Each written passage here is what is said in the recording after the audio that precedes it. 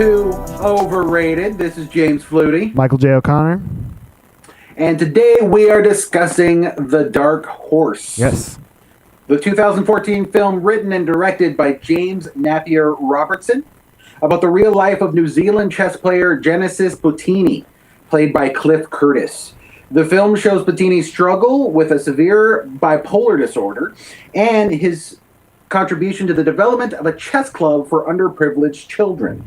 It also shows Bottini's strained family relationship with his dying brother and his nephew, who is being led into a life of crime. That sounds about right. Yeah, that's the movie. Yeah. All right, thanks everyone. Thank you. Okay. Now, the theme for this show is movies you may have missed. Yeah. Stuff that one of us saw, we thought, man, it's great. You don't really hear a lot about it. So this was one that I brought up. Mm-hmm. I really liked this movie a lot. I was very moved. Yeah. Sort of saw a random ad for it and thought that looked neat. And I told you about it. Yep. What did you think? I can't thank you enough for bringing this up. I love this movie. Awesome. It's so not the kind of thing I like. Because I saw it, at work on the wall when it came in and everything, and I was like, oh God, okay, another inspiring true story. And but boy, was I wrong watching it. It was fantastic, wonderfully acted by Cliff Curtis. Man, he was great. Great. Yeah, it's not. It does have some of the elements of the inspirational kind of, for sure. But I also felt like it avoided some of them too. Totally. Yeah. Totally. Like towards the end when you have the kids going to the competition and they just, all of them lose except two. Exactly. And the only other one just gets past the first round, and that's it. And that is actually indicative of what would happen if you take a bunch of kids who, grow up in abuse and poverty, and you just go like, well, here's a bunch of quick, fast rules about chess. Right. They're not going to beat kids who have grown up in these structured homes, practiced for years, have the best teachers. It's just not going to happen. Odds are. As much as The Bad News Bears is a delightful film. Well, even The Bad News Bears, they lose at the end. They lose. Spoilers. But they lose at like the finals. Spoilers. Yeah. That movie came out 40 years ago. Yeah. I mean, the concept of the ragtag team being coached into, it's become a cliche. And in this one, it really wasn't that. They had a prodigy on the team. Right. And this really was just a story of this guy, of Genesis Bottini, who was suffering from severe bipolar disorder and, borderline schizophrenia, it seemed. Mm-hmm. And also his nephew, Mana. And his brother, who, by the way, never acted before this. Really? Wasn't an actor. He was an actual gang member. He was an ex-gang member. He was scary, man. Yeah. He really captured that, probably being able to actually draw on his own experiences. Yeah. But like his love/abuse of his child, crazy. Was done so well. It was. Like, he is just so mean to that child, but you actually see it from this sense of, like, I have to do this. I'm obligated to be cruel to this child. Yeah. It was so well done, and one of the things that really hit me watching it is, colonialism really fucks over really not a fan of native people, no matter where you are. That was one of the things, is the similarities between the Maori people and Native Americans and how they're just so disenfranchised. And you think of other countries. Okay, well, I'm not going to put this on other people. I think of other countries as these idyllic, especially someplace like New Zealand, where we know it from Lord of the Rings and all these, how idyllic and beautiful. And I'm sure they are, but there are also shitholes there, and that was really, that struck me huge, that that's indigenous people just get the shaft everywhere. I guess I have to admit that I didn't really think of that dynamic in the film, that you're looking at underprivileged and they're all native. Yep. I will say though that that's an oversight on my part, really, that I didn't really pick up on that. Well, there's a lot going on. There's a lot going on in the film, and also I probably do over idolize that culture so much that I kind of forget that they're struggling. Yeah. Because I love, and I have for years, this sort of Pacific Island mythology. Awesome. And it's one of the reasons that like Moana is one of my favorite kids films ever. That's great. Yeah. I love it, you know. And so when he starts saying like, you know, the chess pieces representing the different mythological figures and stuff like that, it was captivating. That's so cool. Yeah. It's an interesting. How much do you know about the guy that made it? As far as like how he found the story and because I don't know anything. Now I believe he found the story because there's also a documentary in New Zealand about Genesis Patini. So I imagine that's where he discovered it. It did pretty well, and that was made, I want to say, in like 2008. Right. Genesis Patini died in 2011, so this was made about 3 years after his death. I know that James Napier Robertson is from New Zealand. I also know that he actually required that Cliff Curtis, who played Genesis, gain 60 pounds and stay in character. Yeah. Yeah. And, you know, I think it's just that Cliff Curtis is an amazing actor. Yeah, he was, man. But maybe it was also this method that helped. But, man, was he great in this. His ability to kind of walk a line between the manic and the completely put together aspects of this character makes it so it's what makes it so captivating. You know, he can. There's 1 second. You know, I think his first presentation he does at the chess club, where he buys all the chessboards and brings them in. You've spent to this point, you know, maybe 20-25 minutes with this guy as a totally manic character, and then he is just right there, and that was really fantastic.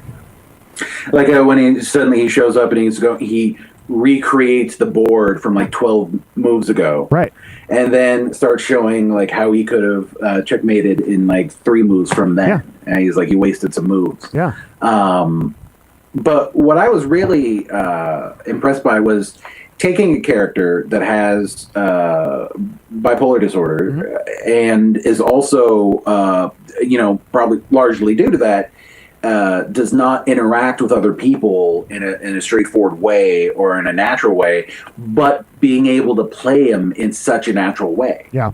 Like when he talked, it just sounded like a guy talking. There wasn't that affectation of this is an actor portraying this character. You know, you felt like that was the guy. Yeah. The dialogue didn't seem forced at all, even though it was strange dialogue at times. Sure. I mean, the scene in the bathroom where he thinks his nose is bleeding, like that.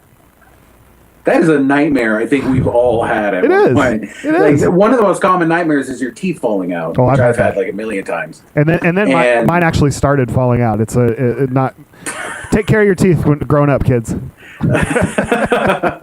I'm on the way there. Oh yeah. I have not removed my wisdom teeth. And they're coming in, dude. And they're just. It's ridiculous. We'll talk about this later. You just got to do it. Oh my God. It's a nightmare.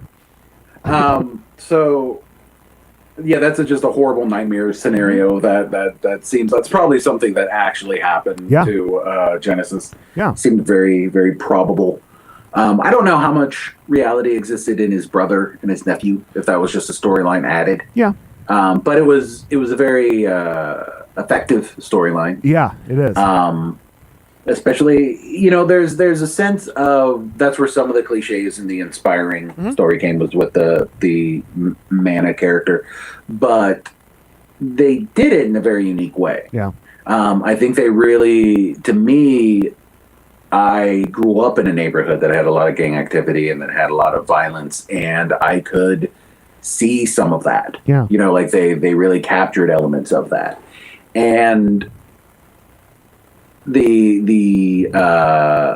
kid who obviously doesn't fit in this, doesn't belong in this, just sort of being forced into it because that's all anyone else around him knew. Sure.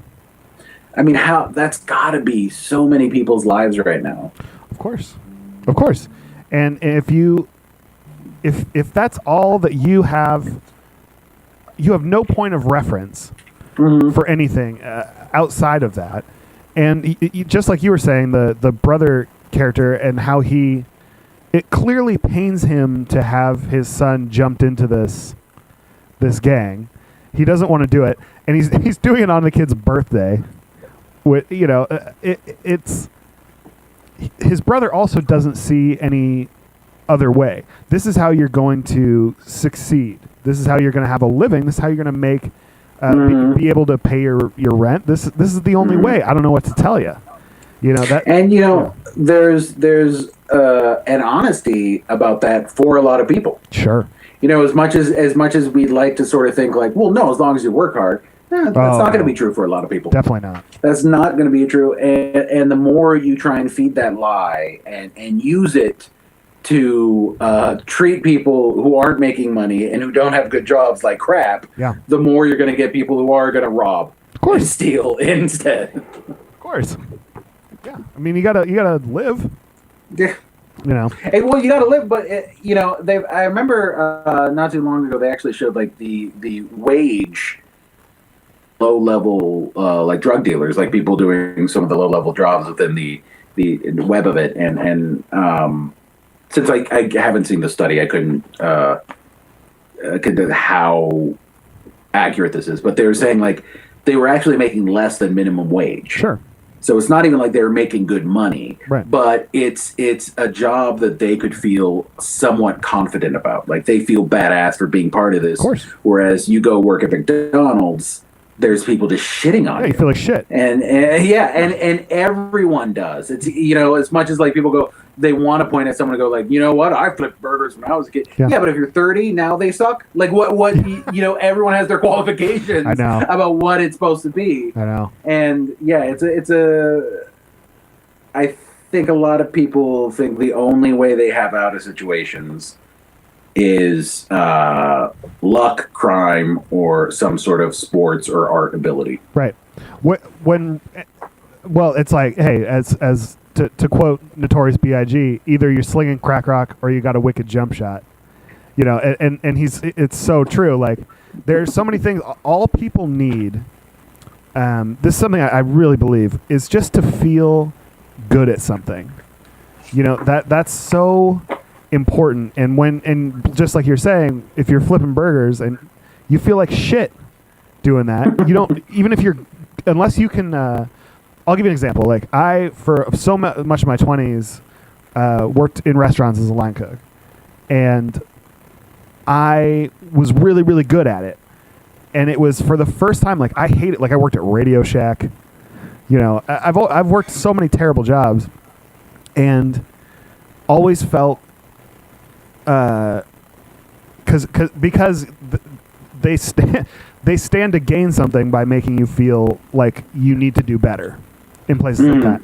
And when I was working as a line cook, I was really good at it, and boy, I'll tell you, it made me want to go back to school. It made me, even though that seems kind of backwards, it made me think like, I might be good at stuff.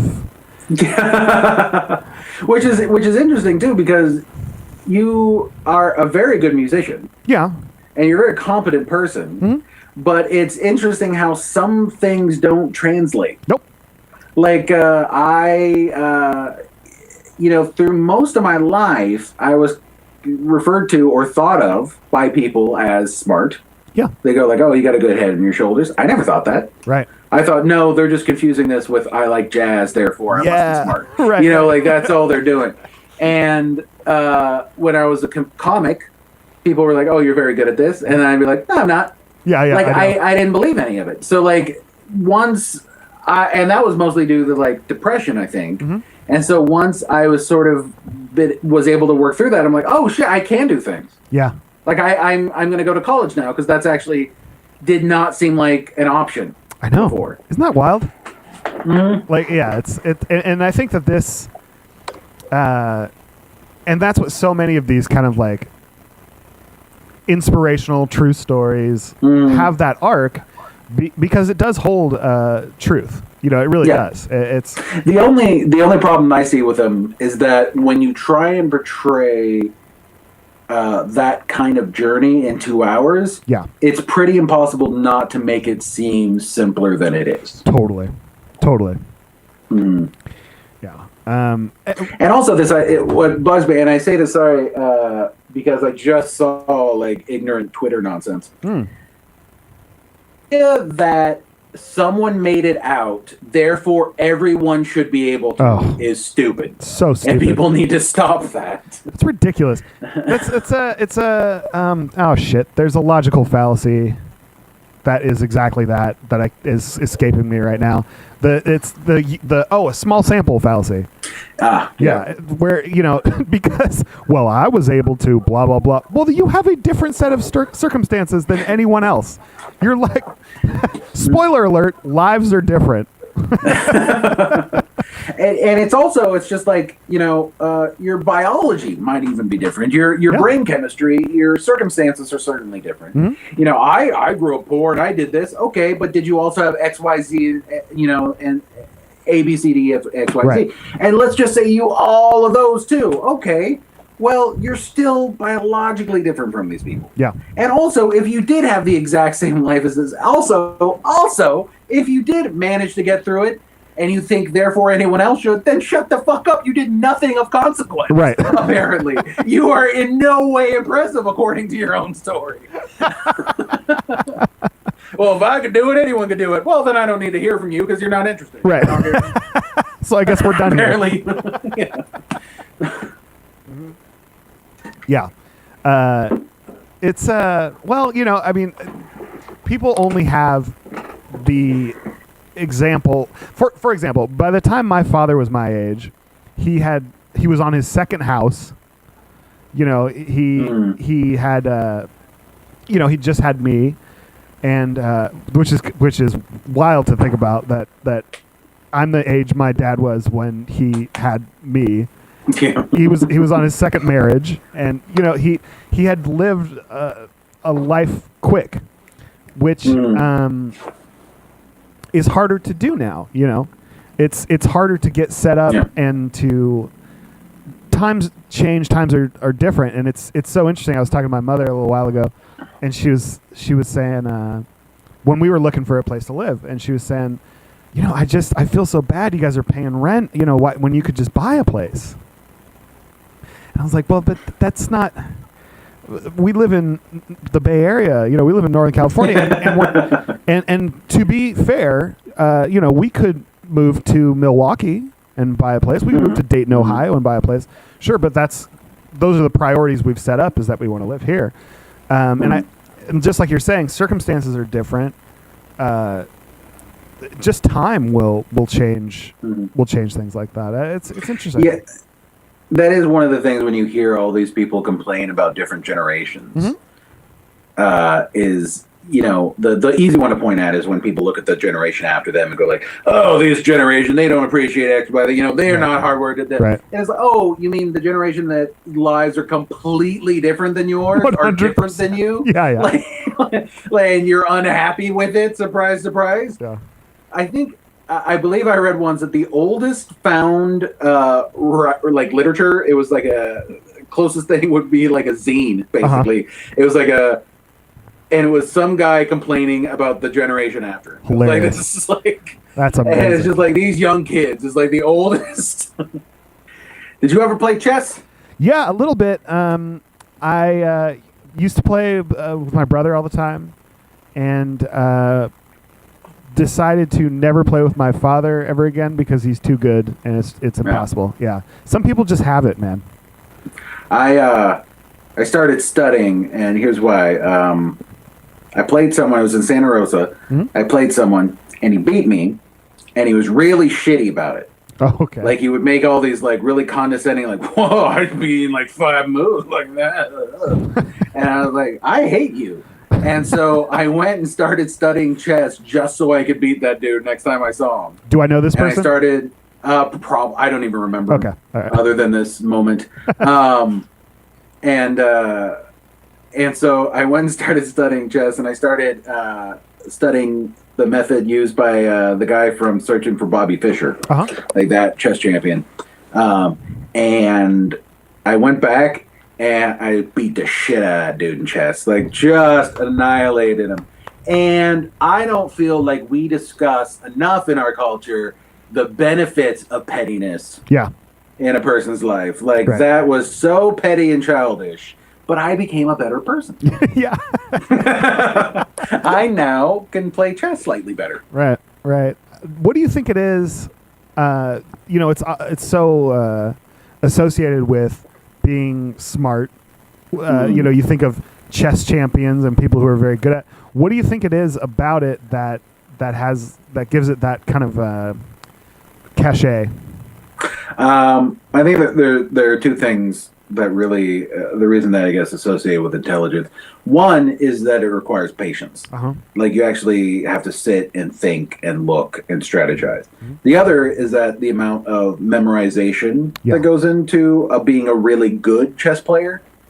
One of the things I find, and I've said this before, is so often when people refer to something as like chess, are people who would never, like, for example, I've heard all the time, baseball's like chess by people who would never fucking watch chess in their life. Probably They're not going to sit down and like, did you see that rook tonight? Like, seven? Like, fucking pass another beer, bro. Like, they don't treat it like that, but they'll be like, baseball's a lot like chess.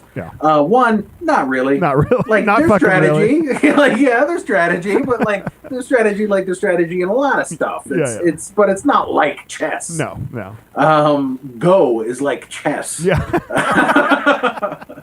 Golf is not like chess. Right. I've been guilty of it too. I've referred to Brazilian Jiu-Jitsu as like chess, and like, there's strategy involved, but it's not really like chess. Right. But and so I think it's this way of saying there's strategy involved to say it's like chess. It's a shorthand. But it's not an exciting thing to watch. No. Do you know? Maybe you might know more about it. What is the deal with speed chess? What are the rules there?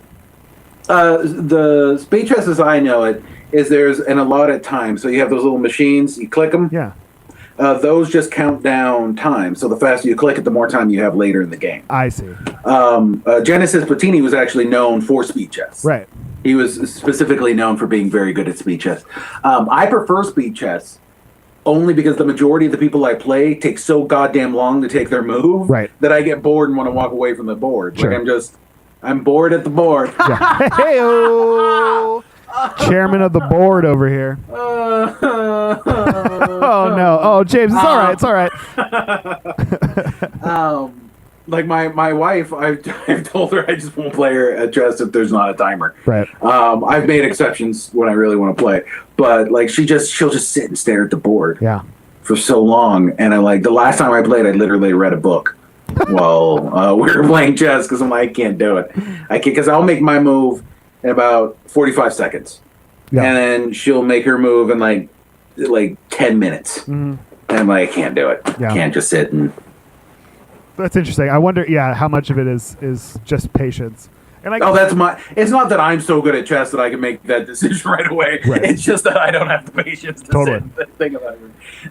Right. Yeah, but I wonder how is it that much more complex than checkers? Yes. Oh, okay.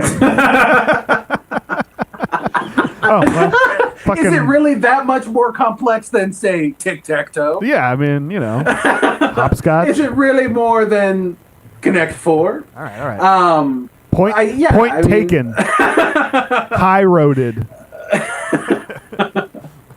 I'm sorry, Michael. No, it's okay. It's okay.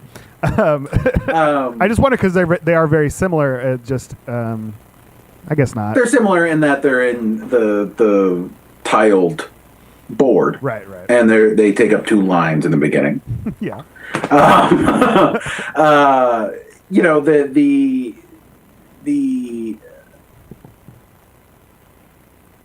classification of the different pieces being able to move in certain structures. Oh, right. The sort of strange, like, you know, the pawn can move 1 turn except for the very first time it moves, in which it's 2, and then there's castling and stuff like that. That's right. There's a lot more variation and a lot stranger things that can occur than in a checkers game. Right. It's funny because I'm sure you've seen, in San Francisco on like Market Street, they have the chessboards there, and what an odd culture that is.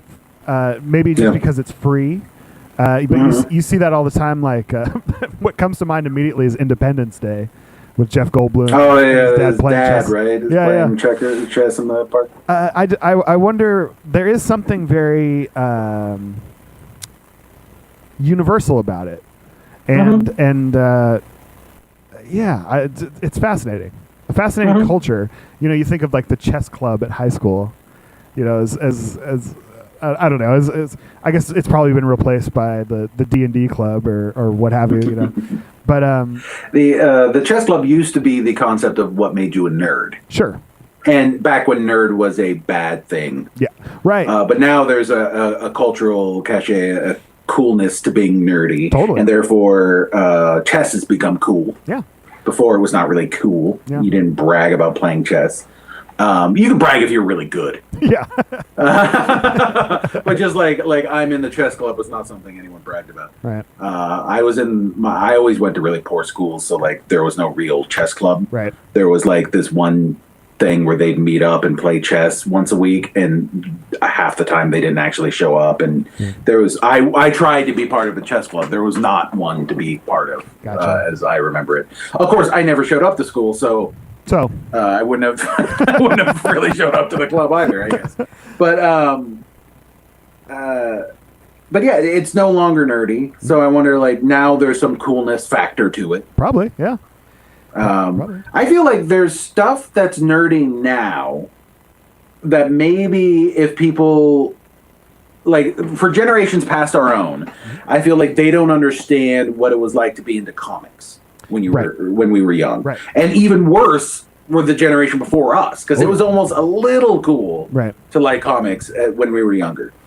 But like now I would say, like, if you have a friend who's super into Yu-Gi-Oh! Sure. That's probably a better example of what it is to be into something nerdy. Yeah. Or like a grown man who's really into like Pokemon, and not even Pokemon Go, like Pokemon cards. Right.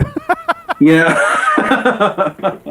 like there's the stuff that like that's that level of weird, you know, like it's not, there's no coolness attached to it. Right. It really is meant for children, but you're an adult now and you're still participating in it. Well, and that's one of the things in the film when Genesis goes to I can't remember the guy that runs the club. I forgot the character's name. Yeah. I'm terrible, anyway, he shows up at his house and he's got the flyer that he found at the liquor store, and his friend is like, first of all, it's for children. Because he's like, I want to join. Yeah. And he's just like, yeah, that's cool. Yeah. Right. Well, I don't know. I mean, like for example, when I was in high school, I was in the AV club, which was very, not. Those were not the cool kids at all. But you know, we made sketches and we did the news for the school, and you know, some people have very promising careers doing that now. You know, so that you're right in that. Even though at the time we were always the people that knew about computers and how to edit stuff on the computer, and now, you know, everyone knows how to do that. So you're right. I wonder what the level of that is now. Like I've, for example, a friend of mine has a 15-year-old son who's a straight up nerd, and you know, not super social, which no one is at 15, but there used to be a time when people were. Sure. And it's funny. She was very much like, dude, he is the coolest. Like, kids love him. You know, the nerds are the new cool kids. Absolutely. Yeah. There's no if you're like, yeah, you play football, it's all right, well, fuck you then. Like, good luck good luck with that, asshole.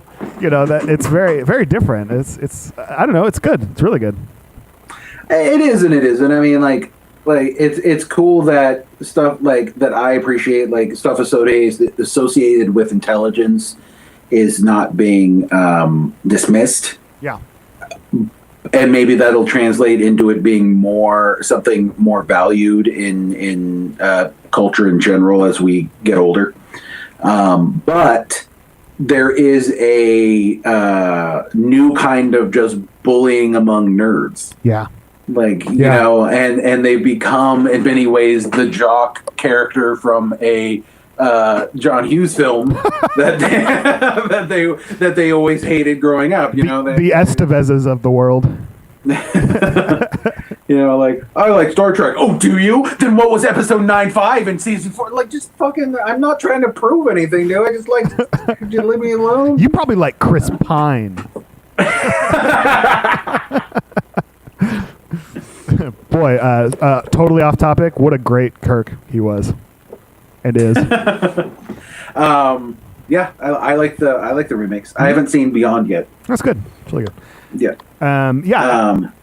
That's interesting. Like like you were saying, the things that are associated with intelligence. It's now become, there's a community for everyone. For everything, there's a community. Now yeah. you can. I think the internet is largely a good bit of that. I was reading about the history of science fiction and comic books. Oh, and there was a magazine that coined the term science fiction. Had not been used before, and it was this magazine that had stories largely about science that were fiction, and they went, here's science fiction. And they coined the phrase fandom, because the people that were into it would write letters and then find out the addresses of the other people that were into it, and then they'd write letters to each other. Wow. And they would just discuss the things they loved, like comic books and science fiction. Right. And it was just like the internet before the internet. It was the slowest possible version of the internet. And I think that's another part of it, that in order to have that level of love for something, that's very different than the nerd of today that can just Google the information or just stream the show and go onto a Reddit chat room and talk about it with someone. Right. I never have loved anything the way these people loved science fiction, and there's never been a love that I've had for anything that has developed my entire person as much as I wanted there to be through most of my life. I've tried being a huge fan of various things, but it doesn't work out. Isn't that interesting? But I totally have too. Like, I can't really think. Well, the only thing, like, I'm a Beatle maniac. Like, I have lots of Beatles memorabilia. I'm obsessed. I have like tons of books. I have original records. I have paper mache, bobbleheads that were my mother's, and so I guess that is it. But that's a huge topic, just as much as like Star Trek is, or Star Wars, or whatever. That you can find no matter what you're into. You can find the people who are just as into it. But you're right in that. I also was like, I really want to get into comic books. That seems awesome, but it's, where do you start?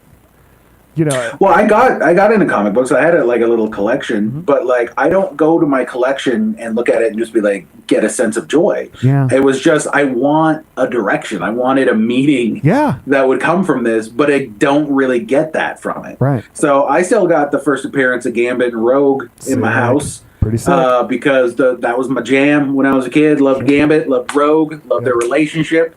But like, they're tucked away. I don't like look at them every day. I don't have any kind of like real attachment to it. Yeah. I do love the fact that art is out there and that I can appreciate it, but I don't gain direction from it. And I've tried it with like comics. I've tried it with Star Wars. I got a signed C-3PO by Anthony Daniels when I saw him.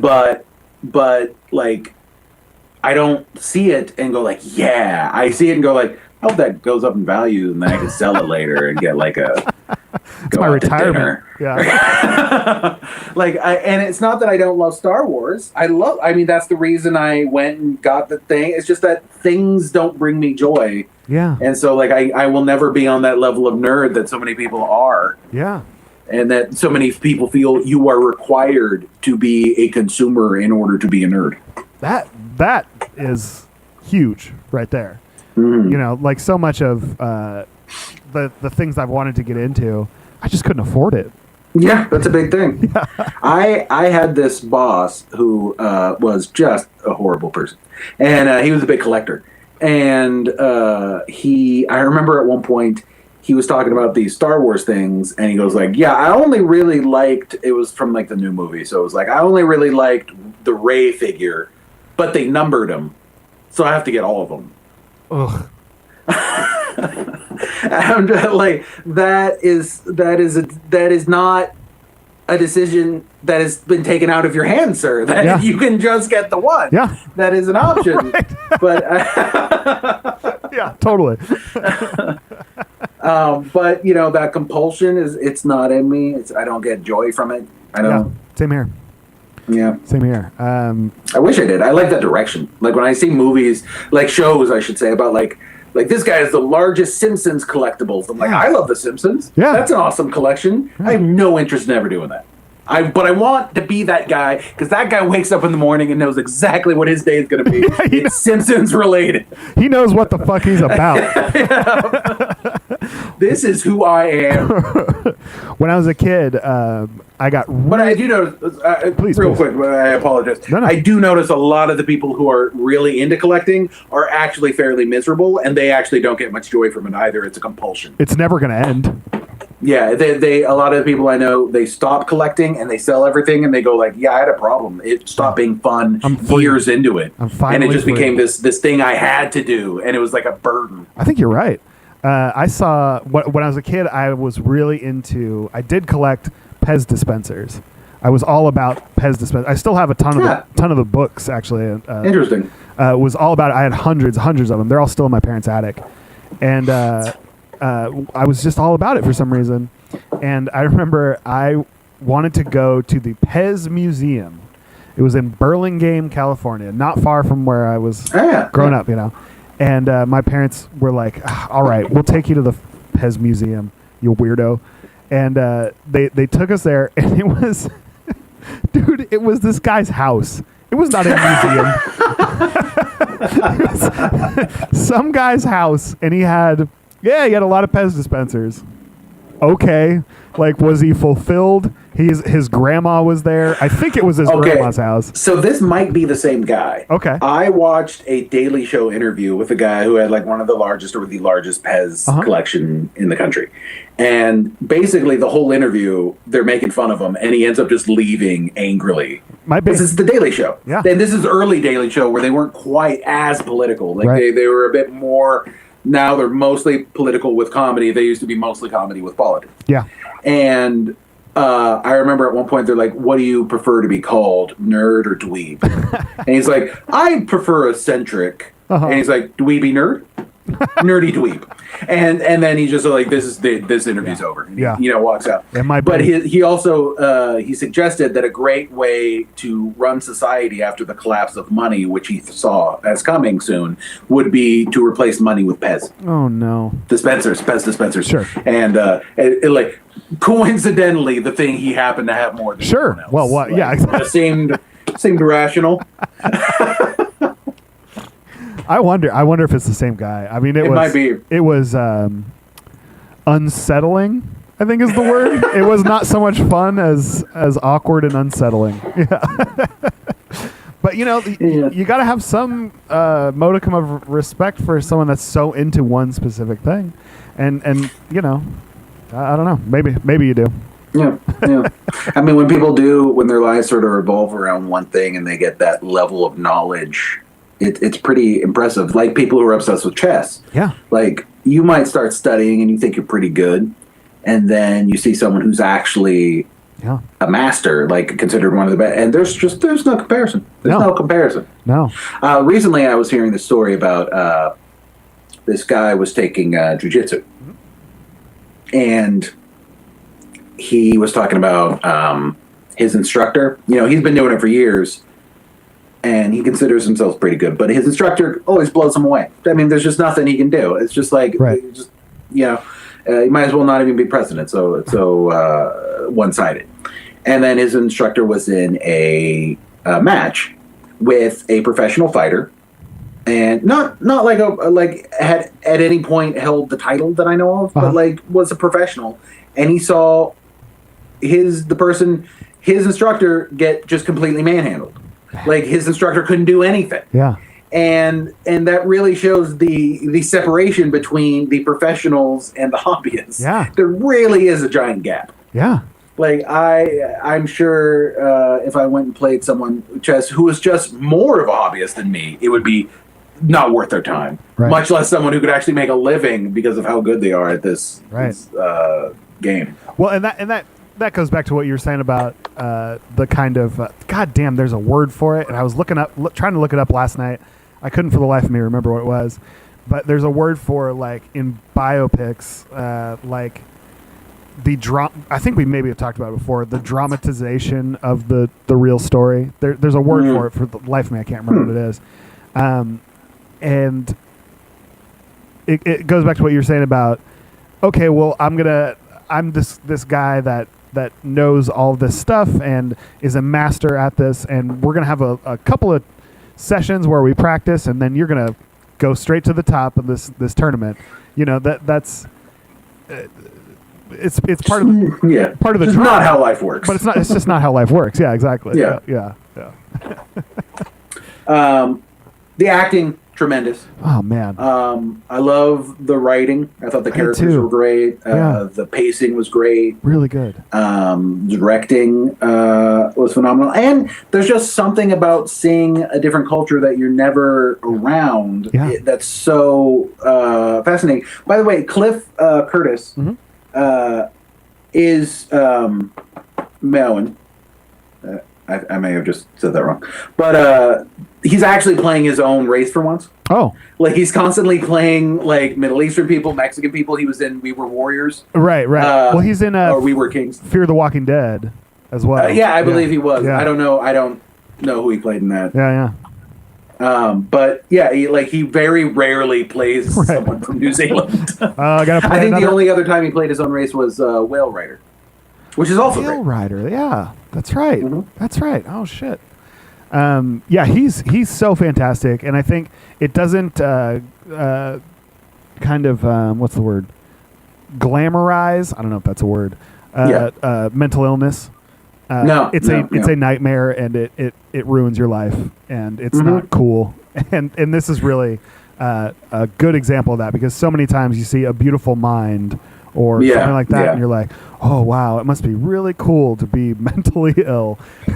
No, it's a scary hell ride. And there's also this idea that, like, I think they did a good job. I'm sure it still would be an issue for some people watching it, that they associate the skill with mental illness. Yeah, right. You know, like at this point, if someone is autistic or has a mental illness, I'm sure they get, like, someone going like, "Ooh, so what's your superpower?" I know, yeah. You know, like, like so many of these shows, like Monk, like Sherlock and stuff like that. Like, there's this idea of, like, oh, well, then if they have this, they must be super good at X, Y, or Z, and it's just not the case. Yeah, that's not how life works. Stop it. Right. There are plenty of people who are autistic, who have bipolar disorder, and they're not that great at anything in particular. They're like anyone else, except a shitty thing happened to them. Yeah. Yeah, I like, you know, the only time that, you know, he gets manic or you know has issues like that, his life goes to shit. And you're right that it is seen as like this fucking superpower, and that is so insulting. I mean, I myself don't, you know, I don't have, so far as I know, not yet anyway, anything to that level, but I don't see it as being romantic. I don't see it as being that's so weird. I think also I appreciated the fact that the point of it was that he should stay on his medication. Yeah.